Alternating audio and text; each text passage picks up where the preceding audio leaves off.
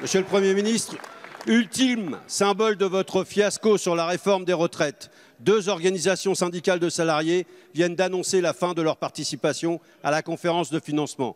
Cette réforme, c'est l'histoire d'un échec annoncé. À chaque étape, vous avez échoué à convaincre. 2 ans de pseudo-concertation, l'opposition de la majorité de nos concitoyens, les avertissements inédits du Conseil d'État, une étude d'impact lacunaire et truquée, un débat parlementaire évacué. Pour faire adopter en force ce projet de loi, vous avez donc décidé de recourir au 49.3, dernière marque de votre brutalité et de votre isolement. Ce 49.3, c'est celui de la violence contre le peuple. Après avoir été sourd à l'expression légitime de la rue, après avoir rejeté la souveraineté du peuple dans le cadre d'un référendum, vous avez décidé de couper la parole à ses représentants. Vous réformez désormais seul contre tous, contre les citoyens, contre les syndicats, contre le Conseil d'État, contre le Parlement et désormais contre une partie de votre propre majorité. Ce 49.3, c'est aussi celui de la dissimulation d'un mauvais projet. Ce que vous qualifiez d'obstruction, c'est la possibilité pour nous de démontrer, amendement après amendement, les arnaques de votre texte concernant la valeur du point qui sera indexée sur un indicateur inexistant, l'absence de revalorisation des retraites agricoles, le recul de l'âge du départ à 65 ans, la baisse des pensions ou encore la création d'un régime spécial pour les plus riches. Ce 49.3, c'est enfin le signe de votre faiblesse. Au pouvoir, la violence, c'est l'arme du faible. Prenez acte de votre propre échec. Votre 49.3 ne passera pas dans la population. La colère grandit. Vous n'avez pas de majorité populaire. Les députés communistes vous demandent de retirer votre texte ou d'annoncer la tenue d'un référendum sur le texte final. Merci, monsieur le député. La parole est à monsieur Laurent Pietraszewski, secrétaire d'État chargé des retraites auprès du ministre des Solidarités et de la Santé.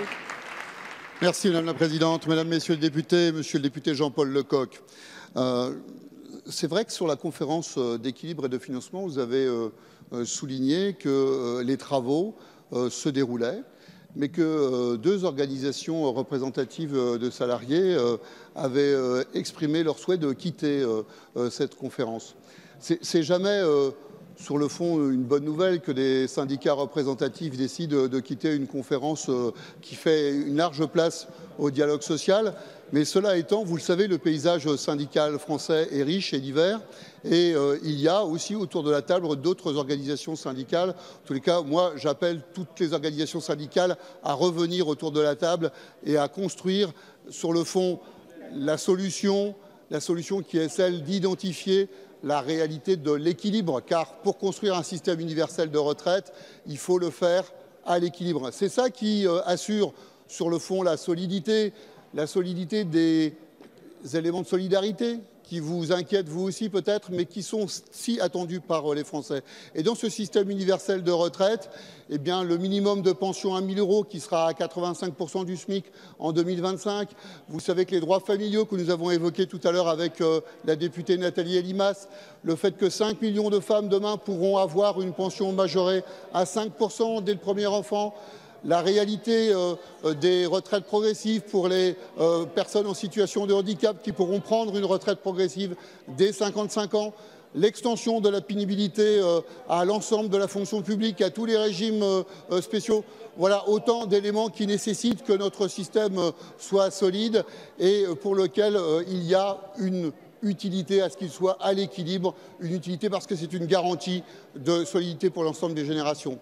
Alors, monsieur le député, vous êtes sans doute déçu ou préoccupé par ce dispositif, mais moi je vous invite à travailler avec nous dessus pour vous rassurer et vérifier que vos attentes de solidarité seront sur le fond exaucées, comme pour toutes celles des autres députés.